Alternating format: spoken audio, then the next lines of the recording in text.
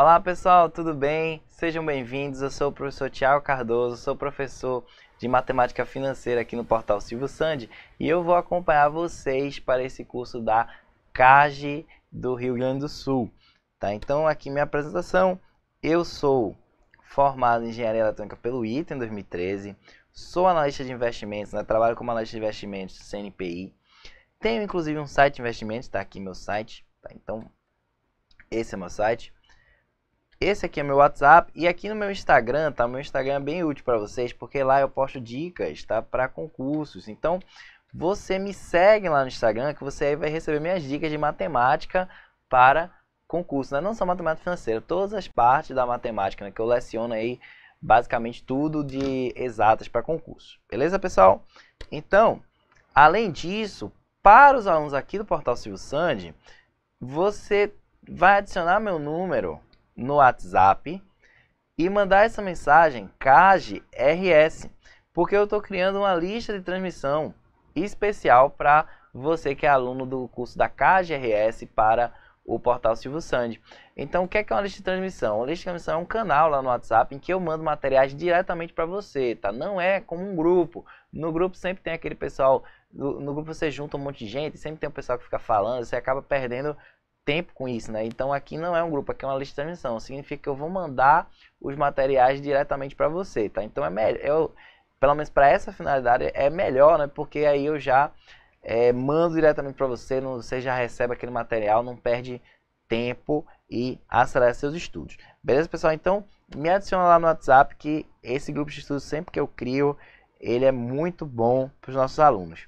E agora vamos falar um pouquinho do edital. Olha só, o edital da CAGE, na parte de matemática financeira, eu vou dizer o seguinte, eu olhei esse concurso da CAGE, veio um edital monstruoso, né? Então outras matérias aí veio cobrando basicamente todo o assunto naquela quantidade de questões, né? Então o edital da CAGE veio muito grande, mas em matemática financeira não. Matemática financeira veio só o tamanho mesmo, tá? O assunto é praticamente o mesmo que qualquer concurso. Então deixa eu só colocar aqui, ó. Vamos falar aqui basicamente desses tópicos. Ó, sistema legal de medidas, pessoal. Isso aqui realmente é inovação. Mas isso é um assunto bem tranquilo, nem se preocupe. Isso aqui não é comum de cair em matemática financeira, isso cai mais na parte de matemática mesmo. Mas isso aí é sistema de conversão de medidas. Então é transformação de metro para centímetro, tá? Transformação de litro para mililitro, essas coisas. Então isso aqui é um assunto bem tranquilo, que na verdade é simplesmente uma razão e proporção. Aí em razão e proporção, né, ele vai lá de razão e proporção, grandeza proporcional, regra de sociedade, pessoal, tudo isso é a mesma coisa, tá? Divisão proporcional, regra de sociedade, tudo isso é regra de 3. Então, ele escreveu um monte de coisa que significa que é a mesma coisa em regra de 3. Então, tudo isso aqui é bem normal, beleza? Porcentagem, ele também se estendeu mais falando sobre o que é porcentagem. E aí ele começa, juros simples, né? Juro simples, basicamente não tem mais o que cobrar. Juro composto também, o que você tem que cobrar é isso, tá? Desconto, né? Juro, desconto, isso aí é o kit base de matemática financeira, né? Então, pessoal, essa parte aqui, vamos grifar de laranja, no sentido de que isso aqui é o básico, tá? Então, essa parte aqui de juros compostos, né? Juros simples e também de desconto, tá? Isso aqui é básico. Tá? Então isso aqui você precisa. A banca CESP não tem muita tradição, não costuma cobrar muito diretamente esses assuntos. Então, mas você precisa saber desses assuntos para aprender os assuntos que eu considero mais importantes para quem vai fazer uma prova do CESP, que daqui a pouco a gente vai falar. Então você precisa aprender esses assuntos porque eles são bases. Ó, a tipo de taxa, pessoal. O CESP gosta muito, tá, de falar dessa questão de taxas, né? Principalmente, né, aqui apareceu, né, taxas proporcionais e taxa equivalente. De vez em quando sempre tem alguma confusão aí do CESP relacionada. Mas a taxa preferida do CESP é essa aqui, ó. A taxa preferida do CESP é essa aqui, da inflação, que é a chamada taxa real, tá? Taxa aparente real. Isso aqui é que o CESP mais gosta de cobrar relacionado a taxas. Beleza, pessoal? Fora isso, o assunto preferido do CESP são isso aqui, ó, séries de pagamentos. E aqui eu queria dar até uma observação, porque é o seguinte, a gente está muito acostumado com essa aqui, ó, com a postecipada. Eu vou explicar para vocês o que é, tá? Postecipada, a gente está muito acostumado com isso aqui. Porém, ele cobrou, né? O nosso edital cobrou também essas aqui, as séries antecipadas, né? E diferidas. A gente vai aprender a diferença e vai ver que não tem nada tão do outro mundo, não. Para quem já está acostumado com o sistema de amortização, né? Você vai aprender também aqui sistema de amortização. Você vai ver que é bem tranquilo. Mas o principal mesmo, pessoal, tá? São essas postecipadas. Quem são elas? Sistema francês, sistema SAC. Tá? O principal, eu diria para vocês que metade das questões, metade é exagero, mas quase metade das questões do SESP Matemática Financeira são desse assunto. Então esse é o assunto mais importante para sua prova, o assunto de amortização, que aqui veio como sede de pagamento. Beleza, pessoal? Então esse é o assunto mais importante para sua prova. Fora isso, quase toda a prova do SESP cobra uma questão disso aqui, ó. Método de avaliação de investimentos.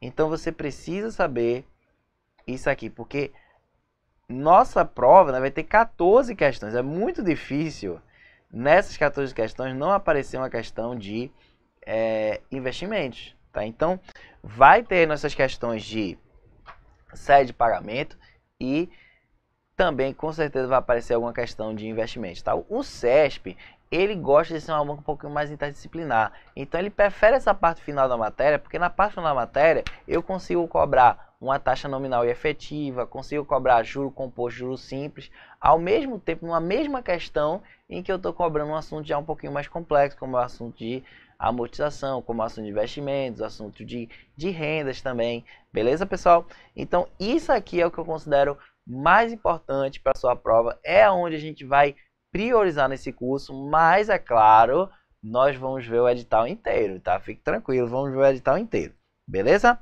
Vamos então agora passar para nossa aula. Nosso primeiro assunto vai ser de razão e proporção. Vamos lá, vamos falar sobre o conceito do que é uma razão. Uma razão nada mais é do que uma fração, isso mesmo. Ou seja, 3 está para 5, tá? Isso é uma razão, né? 7 está para 9, tá? Também é uma fração, uma razão, tá? Pode ser também 2 está para 1, tá? Também, não tem problema nenhum, são razões. Agora, o que é uma proporção? Uma relação entre frações e normalmente vai ser uma relação de igualdade. Por exemplo, 3 está para 5, assim como 6 está para 10. Tá? Aqui você está vendo que é uma relação de igualdade, né? Só simplificar por 2 aqui na direita, você chegaria no 3/5. Só que aí você vai ler desse jeito. 3 está para 5, assim como 6 está para 10. Tranquilo? Então isso é uma razão, isso aqui é uma proporção. Naturalmente, as proporções que mais interessam para a gente são aquelas que têm uma incógnita. Por exemplo, essa daqui, né? Essa daqui, deixa eu mostrar para você. Essa daqui. X está para 3, assim como 7 está para 6. E para isso a gente vai usar a propriedade do meio pelos extremos, tá? O que é o famoso meio pelos extremos? Significa que eu posso transportar cada elemento através dessa igualdade. E sempre que eu pegar esse elemento aqui e transportar pela igualdade, se ele está no denominador, ele vai passar para o numerador. E aí o que é que vai acontecer? Vai acontecer isso aqui, ó. X vai ficar 7 vezes 3, porque o 3 passou para o outro lado. Se o 3 estava no numerador, ele passa para o denominador. Então agora dá para simplificar por 3 aqui, vai ficar 1 meio. Então nosso x vai ficar igual a 7 meios. Tranquilo, pessoal? Essa é a famosa propriedade do meio pelos extremos, que é uma propriedade importantíssima das razões e proporções. Mas fora isso, vamos falar de algumas que são menos lembradas, que são as somas internas, tá? Então você tem várias propriedades de somas internas. Vamos colocar aqui um. Vamos pegar uma proporção. A está para B, assim como C está para D. Você pode manipular essas proporções da seguinte maneira. Você pode somar aqui, ó, A mais C está para B mais D, mantendo a igualdade, mantendo a proporção. E você também poderia subtrair, poderia ficar A menos C está para B menos D, também poderia, sem problema nenhum, tá pessoal? Sem problema nenhum. Poderia também, tá? Sem problema nenhum, por exemplo, multiplicar, tá? Multiplicar esse A por 2, tá? Poderia ficar assim, 2A mais C, desde que você faça a mesma coisa aqui no B. Então vai ficar aqui 2B mais D. Entendeu qual foi a ideia? A ideia aqui, ó, é que eu multipliquei por 2 e depois somei aqui. O resultado deu isso. Mas aí eu tenho que fazer a mesma coisa embaixo. Multipliquei o B por 2, somei com D e o resultado deu aqui 2B mais D. Beleza, pessoal? Então essa propriedade de somas permite a gente fazer muita coisa, né? Muito útil mesmo. Porque aí a gente pode, né, trabalhar com as nossas razões, com as nossas proporções, de modo a obter, né, vamos supor, por exemplo, que eu saiba qual é a soma de dois números. A gente vai ver um exemplo disso aí. Isso vai ajudar muito, beleza? Então, aprende essa propriedade, porque isso vai ajudar. Outra propriedade também, essa eu adoro. Se eu tiver assim uma minha proporção A está para B, assim como C está para D, eu posso dizer também, tá? Cuidado, que aqui eu não mantenho a proporção. Mas é o seguinte, eu vou pegar o numerador, somar no denominador, desde que eu faça o mesmo do outro lado.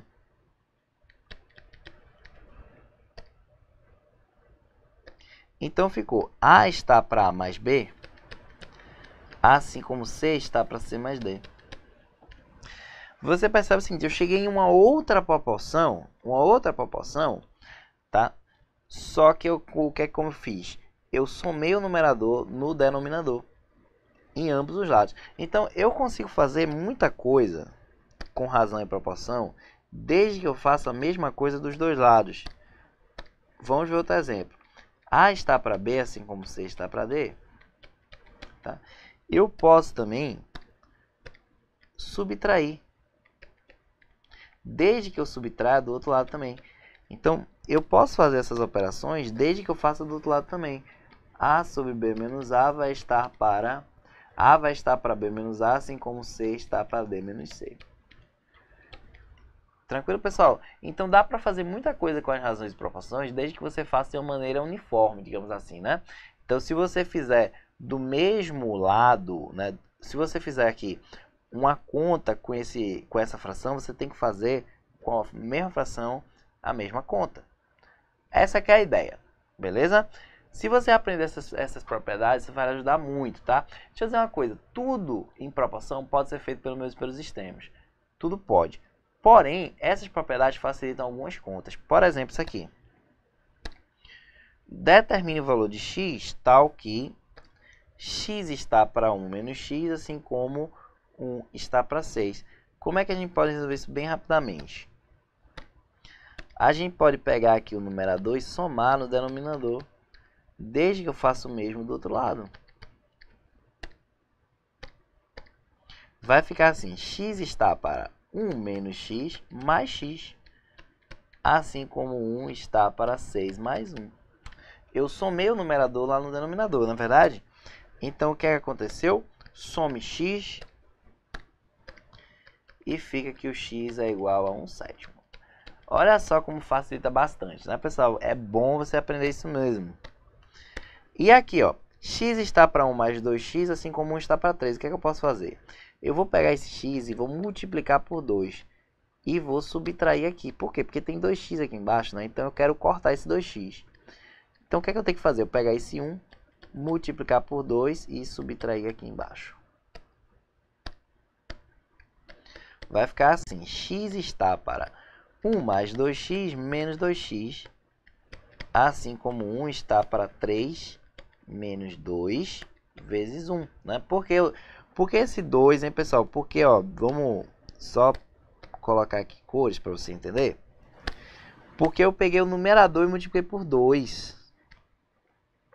Eu peguei o numerador, multipliquei por 2 e subtraí o numerador aqui no denominador. E eu fiz a mesma conta dos dois lados. Então, o que é que vai acontecer? Esse 2x vai sumir. E aqui vai ficar que x é igual a 1 sobre 3 menos 2. 3 menos 2 vai dar 1 sobre 1. Então, x é igual a 1. Beleza, pessoal? Então, aí está um exemplo de como você pode usar as propriedades das razões e proporções. Se você quisesse fazer pelo meio pelo sistema, não tem problema nenhum. Vai dar no mesmo, tá? Vai dar certo também. Mas eu estou apresentando essas propriedades para você ver que facilitam.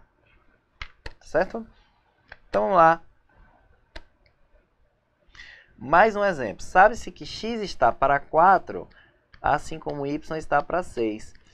E que x mais y é igual a 15. Determine x e y. Então, o que é que eu posso fazer? Eu posso manter a proporção, eu posso somar aqui, ó, x mais y está para 4 mais 6. X mais y é 15, 4 mais 6 é 10. Beleza, pessoal? Já dá para achar o x e o y, né? X sobre 4 é igual a 15 sobre 10. Então, o que é que eu posso fazer? Vamos simplificar aqui por 5, vai ficar 3 meios. O 4 dá para simplificar por 2, aqui vai ficar 2. Beleza? Então, passa esse 2 para o outro lado, vai ficar que x é 3 vezes 2, né? Meio pelos extremos agora, né?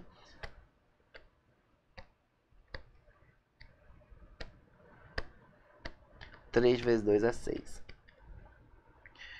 Eu tenho também que y está para 6, assim como 15 está para 10. Assim, pessoal, eu posso fazer as simplificações dessa maneira também, tá? Aqui eu simplifiquei por 5, 3 está para 2.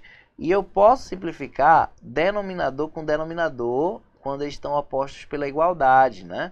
Eles estão opostos pela igualdade. Então, aqui eu tenho um denominador, 6. Eu posso simplificar com esse 2, vai ficar 3 também. Beleza? E agora esse 3 eu vou passar para o outro lado. Quando eu passo para o outro lado, eu estou fazendo meio pelos extremos. Então, o que era denominador vira numerador. Vai ficar y igual a 3 vezes 3 e 3 vezes 3 é igual a 9. Beleza, pessoal? Então, achamos x e y. Pronto, essa ideia é assim que você vai lidar com razões e proporções. Vamos, então, agora ver algumas questões sobre esse assunto. Vamos lá? Em televisões Full HD, a proporção entre largura e altura da tela é 16 para 9.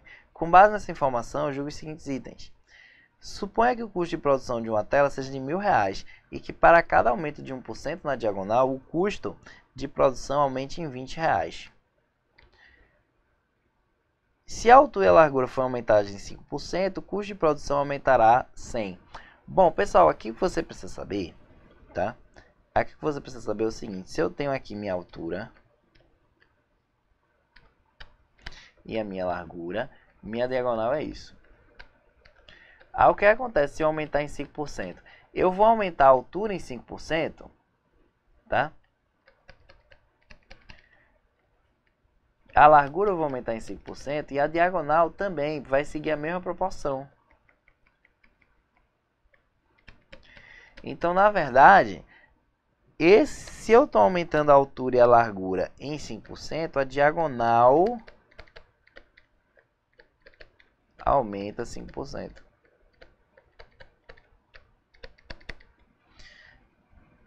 Beleza, pessoal? Aí o que é que ele diz?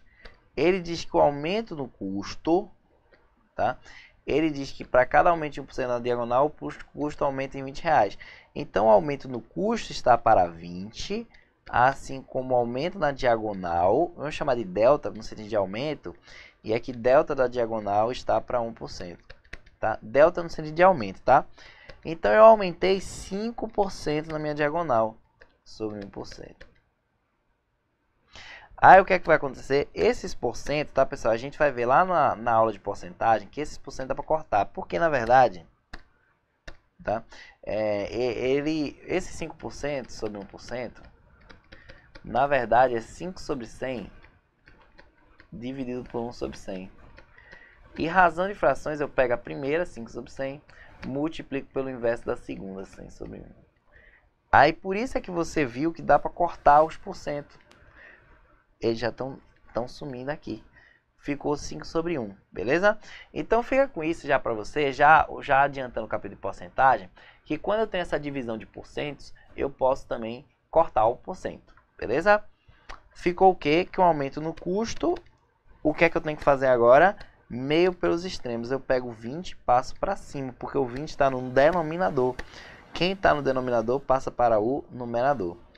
20 vezes 5 sobre 1. E essa conta dá 100. Portanto, né, pessoal, essa questão aqui ela tá correta. Tranquilo, pessoal? Gabarito aí, portanto, correto. E vamos em frente. Vamos em frente.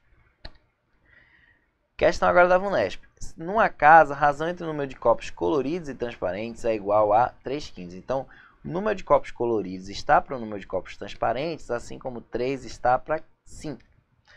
Após a compra de mais 2 copos coloridos, a razão passou a ser 2/3. Então, eu comprei mais 2 copos coloridos e essa razão, né? Ó, eu tinha C copos coloridos, passou a ser mais 2. Essa razão C mais 2 sobre T passou a ser 2/3. Aí ele pede o número de copos nessa casa após a compra. Então, na verdade, preste atenção que quando ele fala o número de copos após a compra, na verdade ele está pedindo C mais 2, né? Porque C era antes da compra, isso aqui é antes e aqui é depois. Tranquilo, pessoal? Vamos passar aqui nessa tela, tá? Acabei revelando o gabarito, mas vamos resolver aqui nessa tela. Questão de matemática não adianta, né, pessoal? Não adianta mostrar o gabarito, você tem que fazer a conta, né? Então, não adianta nada, né? Vamos, então, fazer essa conta, beleza? Aqui você tem a equação 1 e aqui você tem a equação 2. Deixa eu dar uma dica para você. Sempre que eu tiver uma incógnita aqui, tá vendo? Esse T, ele é uma incógnita sozinha no denominador. E os denominadores das frações, eles são iguais, presta atenção nisso. Sempre que acontece isso, uma ideia muito boa é você pegar a equação 1 e dividir pela equação 2. Vai ajudar muito, porque vai ficar o seguinte, ó. C sobre T, vamos dividir o lado esquerdo. C sobre T dividido por C mais 2 sobre T, beleza? Divide o lado direito agora. 3 sobre 5 dividido por 2/3. Entenderam? Aqui, ó, eu tenho o lado esquerdo, né, que é o C sobre T da equação 1, dividido pelo lado esquerdo da equação 2, que é C mais 2 sobre T.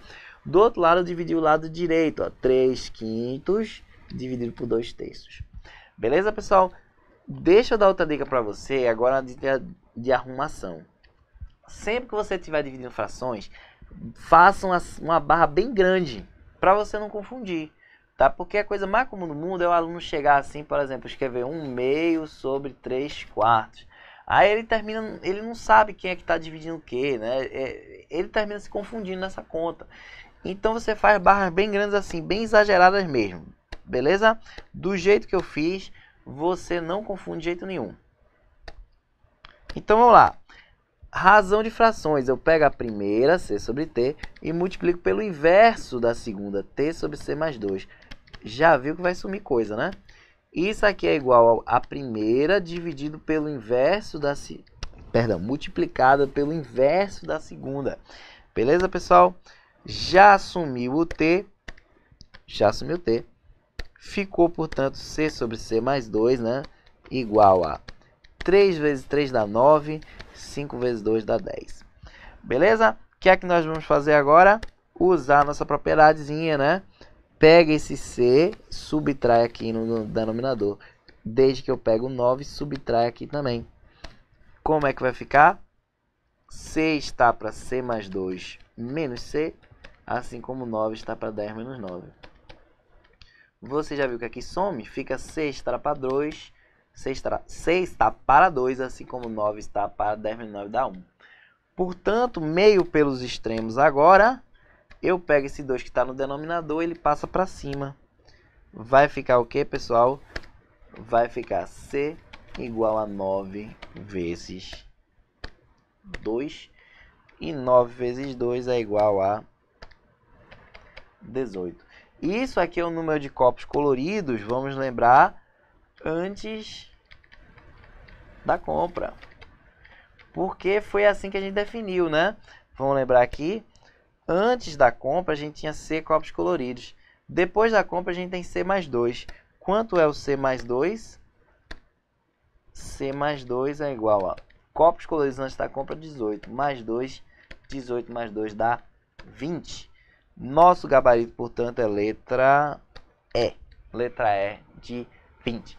Beleza, pessoal? Então é assim, né? Preste atenção nessas dicas, porque essas dicas vão facilitar bastante a resolução de questões desse assunto de razão e proporção. Beleza? Vamos em frente.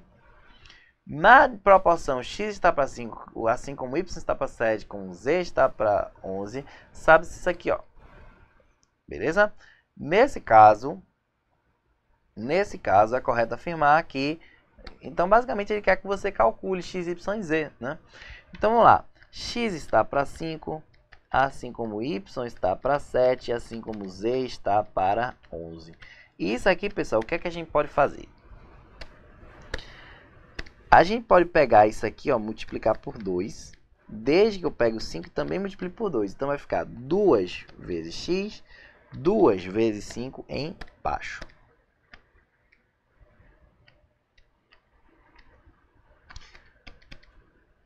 Por que eu estou fazendo isso? Porque por causa do 2x aqui. Agora o y tem y também. Então, vamos manter o y, vamos manter o 7. E o z, pessoal, eu vejo aqui 3z. Então, eu vou multiplicar por 3. E aqui eu também vou multiplicar por 3. Fica 3 vezes 3 vezes. 3 vezes z. E aqui embaixo 3 vezes 11. Beleza? Então, ficou 2x mais y mais 3z.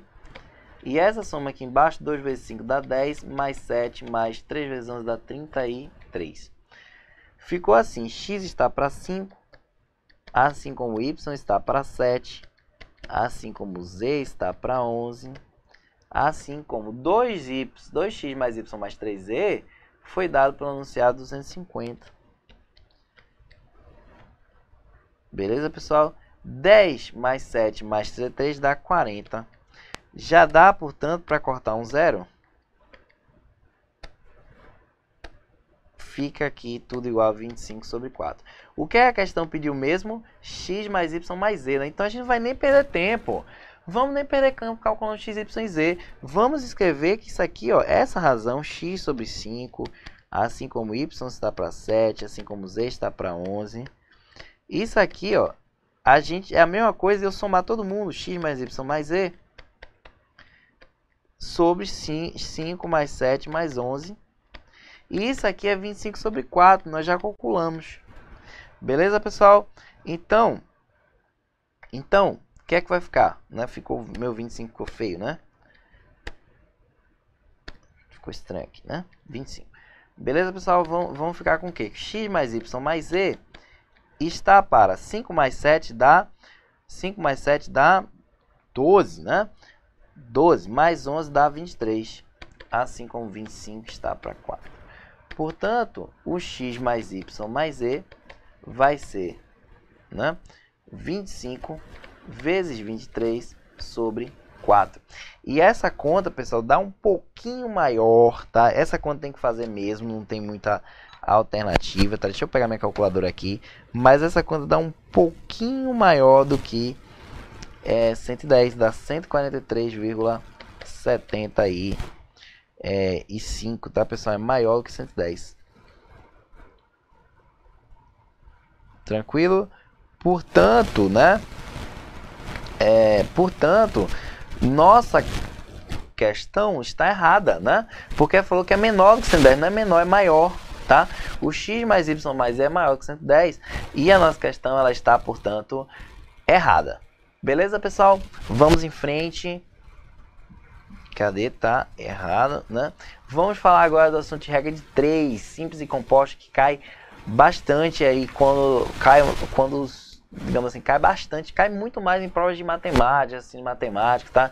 Mas ela aparece bem mais aí do que razão e proporção, e ela também é fundamental porque na verdade os juros são regras de 3, né? No fundo das contas, os juros são regras de 3, as taxas são regras de 3, então ela termina sendo um assunto básico para matemática financeira e por isso está inclusa no nosso edital, beleza? Então temos que saber esse assunto bem. Então vamos lá. O que é a regra de 3? É um procedimento para resolver problemas de proporcionalidade. Proporcionalidade, tá, pessoal? Pra gente aqui, tá? Pra concurso, vai ser a ideia de que uma grandeza pode ser descrita em função de outra, de duas maneiras. eu posso ter grandezas diretamente proporcionais quando o aumento, o aumento de uma implica no aumento da outra. Exemplo, com a área de absorção de raios solares de 1,2 metros, uma lancha com motor movido a energia solar consegue produzir 400 watts-hora. Aumentando-se a área, qual será a energia produzida? Pessoal, nessa questão, né, a gente tem duas variáveis de interesse. A gente tem a produção de energia e a gente tem a área.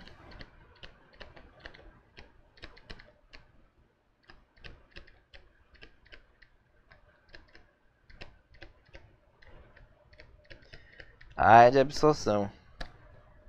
Aí o que é que vai acontecer? Quando a lancha tinha uma área de absorção de 1,2 metros quadrados, ela produzia 400 watts-hora de energia. Quando aumenta a área para 1,5, eu vou ter uma produção X. Só que aí qual é a ideia? Se eu quero aumentar a minha produção de energia, vamos colocar aqui, eu quero aumentar a minha produção de energia, eu preciso aumentar a área de absorção, né? Porque quanto maior a área de absorção, maior vai ser minha produção de energia. São grandezas, né, diretamente proporcionais. Essa que é a ideia de grandezas diretamente proporcionais. E aí, qual é a minha dica? Você vai montar a proporção seguindo a seta. Você vê aqui a cauda da seta. O que é que eu tenho aqui embaixo? X, né? O que é que eu tenho na cauda, né? X. Está para 400, perdão. Assim como, do outro lado, o que é que eu tenho aqui na cauda da seta? 1,5 está para 1,2. Beleza, pessoal? Podemos, então, usar meio pelos extremos para passar esse 400 lá para o outro lado. Vai ficar que o x é igual a 1,5 vezes 400 dividido por 1,2. Dá para colocar um zero, fica 15 vezes 400 sobre 12, né? Tem que colocar um zero em cima, tem que colocar embaixo também, né? E agora vamos simplificar aqui por 3, né? Aqui vai ficar 15 dividido por 3 dá 5, 12 dividido por 3 dá 4. 400 dá para simplificar por 4, vai ficar 100. 4 aqui vai ficar 1, né? Portanto, a minha área de absorção foi de 500, perdão, minha produção de energia foi de 500 watts por hora, que era o que eu já esperava, né? Já esperava, por quê? Porque se eu aumento a área de absorção, eu aumento a produção de energia. Tranquilo, pessoal? Isso são grandezas diretamente proporcionais. E deixa eu só fazer uma observação, que é o seguinte. Esse sentido da seta não está querendo dizer que a produção de energia está crescendo para cima, não, tá? O sentido da seta é só o seguinte. Quer dizer o seguinte, se elas estão no mesmo sentido, ou seja, as duas estão para cima, quer dizer que elas crescem juntas. Se eu aumentar a área de absorção, eu aumento a produção de energia. É isso que quer dizer as setas. Nesse caso, se você pensar no sentido da seta, eu diminuí a área de absorção. Então, eu acabei diminuindo a produção de energia. Porque aqui é 500, né, que a gente acabou de calcular, foi para 400. Tudo bem? Então, o sentido da seta quer dizer que elas são diretamente proporcionais, né? Se as setas estão no mesmo sentido, quando uma cresce, a outra também cresce. Beleza?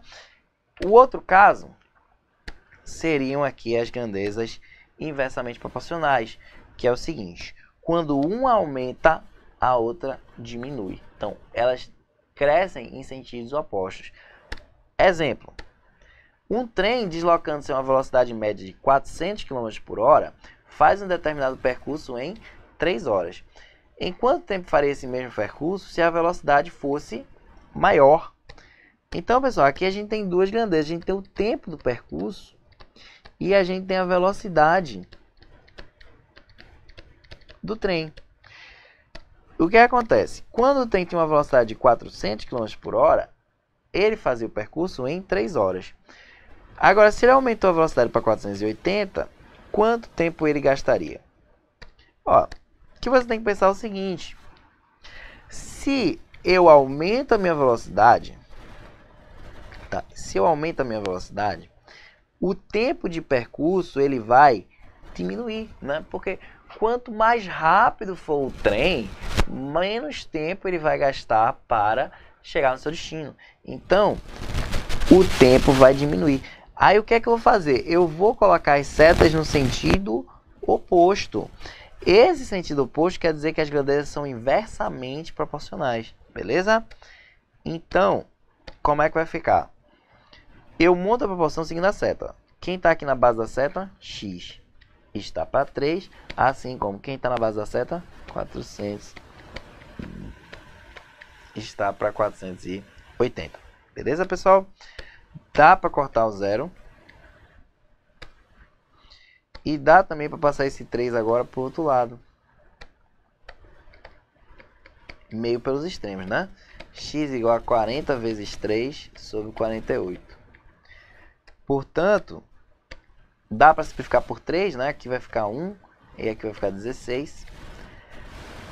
Dá para simplificar por 4, aqui vai ficar 10, aqui vai ficar 4.